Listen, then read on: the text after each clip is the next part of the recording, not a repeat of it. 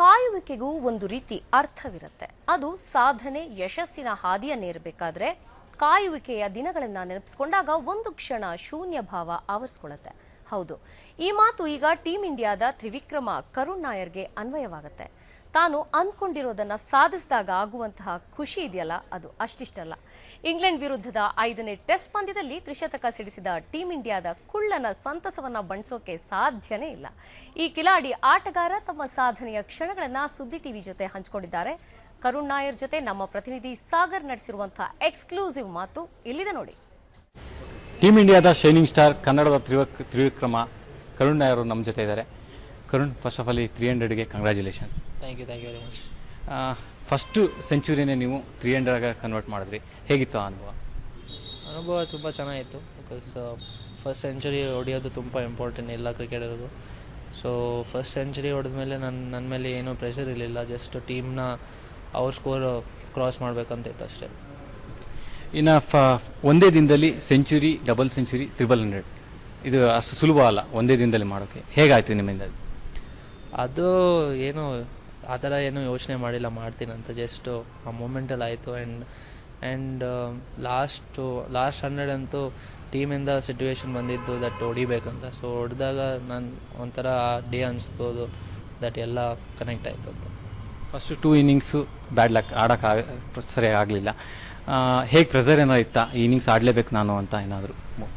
ಆ ಥರ ಏನೂ ಇಲ್ಲ. ಎಲ್ಲ ಇನ್ನಿಂಗ್ಸ್ ಯಾವಾಗಲೂ ಆಡಿದಾಗ ಎಲ್ಲರಿಗೂ ಪ್ರೆಷರ್ ಇರುತ್ತೆ, ಈ ಇನ್ನಿಂಗ್ಸಲ್ಲಿ ಒಳ್ಳೇದು ಮಾಡಬೇಕು ಅಂತ. ಸೊ ಸೇಮ್ ಪ್ರಿಪ್ರೇಷನ್ ಇತ್ತು, ಸೇಮ್ ಎಲ್ಲ ಇತ್ತು, ಸೇಮ್ ಪ್ರೆಷರು ಇತ್ತು ಎನಿ ಇನ್ನಿಂಗ್ಸ್ ಥರ. ಸೊ ಆ ಥರ ಏನೂ ಪ್ರೆಷರ್ ತೊಗೊಳ್ಳಿಲ್ಲ. ಇನ್ನು ಹಿಂದಿನ ದಿನ KL 199ಗೆ ಔಟ್ ಆಗಿದ್ರು.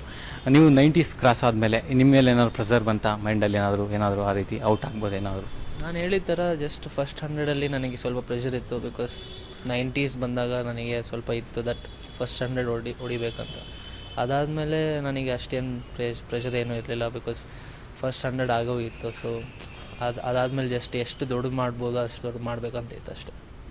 ನೀವು ಅಂದ್ಕೊಂಡಿದ್ರಾ 300 ಮುಟ್ತೀನಿ ಈ ಮ್ಯಾಚಲ್ಲಿ ಏನಾದರೂ ಅಂತ ಮೊದಲೇನಾದರೂ? ಇಲ್ಲ, ಏನೂ ಅಂದ್ಕೊಂಡಿಲ್ಲ. ಜಸ್ಟ್ ನಾನು ಹೇಳಿದ ಥರ 220 ಆದಮೇಲೆ ಟೀಮಿಂದ ಇನ್ಸ್ಟ್ರಕ್ಷನ್ಸ್ ಬಂದಿತ್ತು ದಟ್ ಹೊಡಿಬೇಕು, ಸ್ವಲ್ಪ ಓವರ್ಸ್ ಅವರಿಗೆ ಬ್ಯಾಟಿಂಗ್ ಕೊಡಬೇಕು.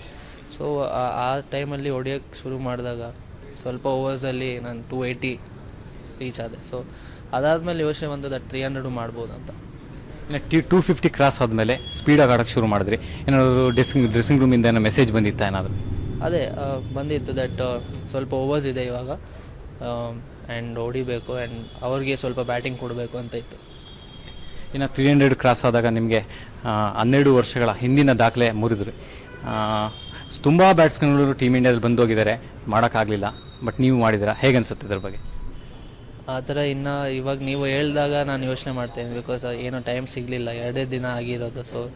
ಸೊ ತುಂಬ ಒಳ್ಳೆ feeling, special feeling. And obviously ನಾನು ಹ್ಯಾಪಿ ಇದ್ದೀನಿ ದಟ್ ನಾನು ಈ ಥರ ಮಾಡಿದ್ದೀನಿ ಅಂತ. ಇನ್ನು ಕೋಚು ಕರ್ನಾಟಕದ ಅನಿಲ್ ಕುಂಬ್ಳೆ ಅವರು, ಅವ್ರ ಸಪೋರ್ಟ್ ಎಷ್ಟಿತ್ತು ನಿಮಗೆ ಈ ಪರ್ಫಾರ್ಮೆನ್ಸ್ ಮೇಲೆ, ಹೇಗೆ ಅಂತ? ಅವ್ರು ತುಂಬ ಸಪೋರ್ಟ್ ಮಾಡಿದ್ದಾರೆ. ನಾನು ಯಾವಾಗ ಟೀಮ್ ಬಂದಿದ್ದೀನಿ ಆವಾಗಿಂದ ಅವರು ತುಂಬ ಸಪೋರ್ಟ್ ಮಾಡ್ತಾಯಿದ್ದಾರೆ. ಬಿಕಾಸ್ ಚೆನ್ನಾಗಿ ಆಡಬೇಕು ಆ್ಯಂಡ್ ಚಾನ್ಸ್ ಬರುತ್ತೆ, ಚಾನ್ಸ್ ಬಂದಾಗ ಚೆನ್ನಾಗಿ ಆಡಬೇಕು ಅಂತ ಹೇಳ್ತಾಯಿದ್ದಾರೆ. ಸೊ ಸಪೋರ್ಟ್ ಮಾಡ್ತಾಯಿದ್ದಾರೆ, ತುಂಬ ಕಾನ್ಫಿಡೆನ್ಸ್ ಕೊಡ್ತಾಯಿದ್ದಾರೆ. ರಾಹುಲ್ ದ್ರಾವಿಡ್ ಬಗ್ಗೆ ಮಾತಾಡಲೇಬೇಕಾದ್ರೆ ನಿಮ್ಮ ಐಡಲ್ ಅಂತ ಹೇಳ್ತೀರಾ. ಆ್ಯಂಡ್ ಎಲ್ಲಿ ಮತ್ತು ನೀವು IPLನಲ್ಲೂ ಕೂಡ ನಿಮ್ಮ ಕೋಚ್ ಆಗಿ ಕೆಲಸ ಮಾಡಿದ್ದಾರೆ. ಹೇಗೆ ಅವರ ಇಂಪ್ಯಾಕ್ಟ್ ಹೇಗಿದೆ ನಿಮ್ಮ ಮೇಲೆ? ಅವರು ಜಸ್ಟ್ ನಾನು ಚೈಲ್ಡ್ಹುಡ್ಡಿಂದ ಅವ್ರು ನನ್ನ ಐಡಲು. ಸೊ ನಾನು ತುಂಬ ಲಕ್ಕಿ ಅವ್ರ ಜೊತೆ ವರ್ಕ್ ಮಾಡೋಕ್ಕೆ ಚಾನ್ಸ್ ಸಿಕ್ಕಿದ್ದು. ಸೊ ಆ್ಯಂಡ್ ಅವ್ರು ಯಾವಾಗ ನಾನು ಏನೇ ಪ್ರಾಬ್ಲಮ್ ಇದ್ರೂ ಅವರು ತುಂಬ ಹೆಲ್ಪ್ ಮಾಡಿದ್ದಾರೆ. IPLಲ್ಲೂ ತುಂಬ ಕಾನ್ಫಿಡೆನ್ಸ್ ಕೊಟ್ಟಿದ್ದಾರೆ, ಬ್ಯಾಕ್ ಮಾಡಿದ್ದಾರೆ ಎಲ್ಲ ಗೇಮಲ್ಲೂ. ಸೊ ತುಂಬ ಖುಷಿ ಆಗ್ತಾಯಿದೆ. ಇನ್ನು ನಿಮ್ಮ ಕೋಚ್ ಶಿವಾನಂದ್ ಬಗ್ಗೆ ಮಾತಾಡಲೇಬೇಕಾಗತ್ತೆ. ಅವರ ಎಫರ್ಟ್ ಮೇಲೆ ನೀವು ಹೀಗೆ ಬಂದಿದ್ದೀರಾ ಈ ಸ್ಟೇಜಿಗೆ, ಅವ್ರ ಬಗ್ಗೆ ಏನು ಹೇಳ್ತೀರಾ ಗುರುವಿಗೆ? ಅವರು ನಮ್ಮ ಫಸ್ಟ್ ಕೋಚು. ಸೊ ಅವರಿಂದನೇ ಏನಾಗಿದೆ ಅಂತೂ ನಾನು ಎಲ್ಲಿದ್ದೀನಿ ಅವರಿಂದನೇ ಆಗಿದ್ದೀನಿ.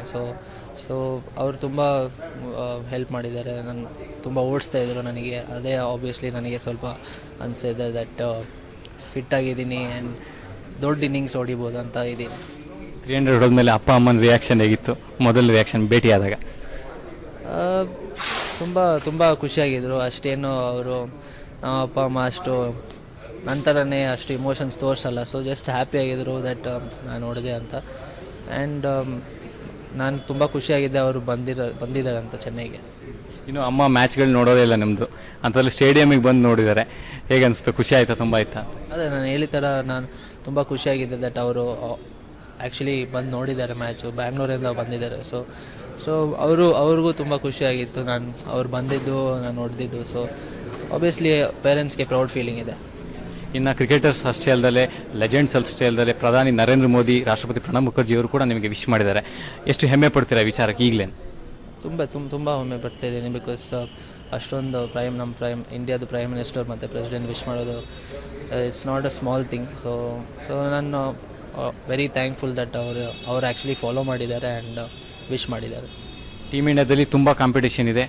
ನೆಕ್ಸ್ಟು ಟೆಸ್ಟ್ನಲ್ಲಿ ಸಿಗುತ್ತಾ ಇಲ್ವೋ ಗೊತ್ತಿಲ್ಲ ಹೇಗೆ ಅಂತ. ನೆಕ್ಸ್ಟು ನೀವು ಮತ್ತೆ ಕಾಯಂ ಸ್ಥಾನ ಮಾಡ್ಕೊಳಕ್ಕೆ ಯಾವ ರೀತಿ ಪ್ರಯತ್ನ ಮಾಡ್ತೀರಾ ನೆಕ್ಸ್ಟ್ ಗೇಮ್ಗಳಲ್ಲಿ? ನಾನು ಆ ಥರ ಏನು ಯೋಚನೆ ಮಾಡ್ತಾಯಿಲ್ಲ. ನನಗೆ ಯಾವಾಗ ಆಪರ್ಚುನಿಟಿ ಸಿಗುತ್ತೆ ನಾನು ಒಳ್ಳೇದು ಮಾಡಬೇಕಂತ ಯೋಚನೆ ಮಾಡ್ತೀನಿ. ಸೊ ಟೀಮಲ್ಲಿ ಬರಲ್ಲ ಅಂತ ಇಲ್ಲ, ನಮ್ಮ ಕಂಟ್ರೋಲಲ್ಲಿಲ್ಲ. ಸೊ ಎಲ್ಲ ಸೆಲೆಕ್ಟರ್ಸು ಕಂಟ್ರೋಲಲ್ಲಿ. ಸೊ ನನ್ನ ಕಂಟ್ರೋಲಲ್ಲಿ ಏನೇನಿದೆ ಅಂದರೆ ರನ್ ಹೊಡಿಯೋದು. ಸೊ ಯಾವಾಗ ಚಾನ್ಸ್ ಸಿಗುತ್ತೆ ರನ್ ಹೊಡಿಬೇಕಂತ ಇದೆ ಅಷ್ಟೇ. What's your aim? ಮುಂದಿನ ಏಮ್ ಏನಿದೆ ನಿಮ್ಮದು ಅಂತ?